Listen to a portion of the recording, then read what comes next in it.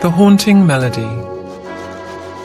In the heart of a small village nestled between towering mountains, a dilapidated mansion stood as a reminder of a bygone era. Its windows were shattered, its walls sagged, and its gardens were overgrown with weeds. Locals whispered of its dark history, a tale of tragedy that had left the mansion deserted for decades. One stormy night, a lone traveler named Samuel sought shelter from the rain. With no other options, he hesitantly entered the mansion, carrying nothing but a flickering lantern and a heavy feeling of unease.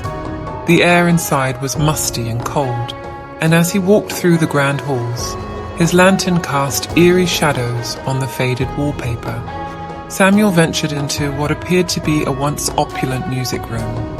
A grand piano sat in the corner, its keys yellowed with age.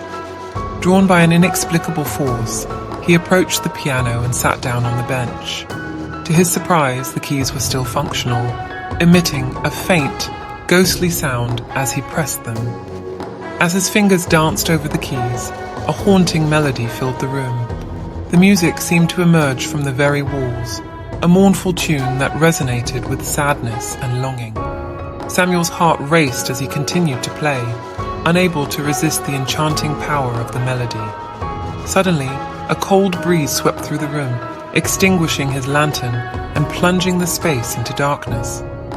The music grew louder, more desperate, and the once dormant mansion seemed to come alive. Whispers echoed in the air, and shadows moved in the corners of Samuel's vision. Yet he couldn't stop playing the piano, as if the melody had taken control of his very soul. The room felt alive with unseen presence, and the music reached a crescendo, filling the air with a chilling intensity. Just as Samuel thought he couldn't bear it any longer, the music abruptly stopped, and the darkness lifted. His lantern flickered back to life, illuminating the room as it had before. But the mansion was now silent. The oppressive atmosphere had dissipated, leaving only a feeling of emptiness. Samuel's hands shook as he stood from the piano and stumbled out of the music room. As he stepped outside, he glanced back at the mansion, shivering from a mixture of fear and awe. Years later, the village still spoke of the traveler who had encountered the mansion's haunting melody. Some claimed that he had been possessed by the spirits of the past, while others believed he had glimpsed into another realm.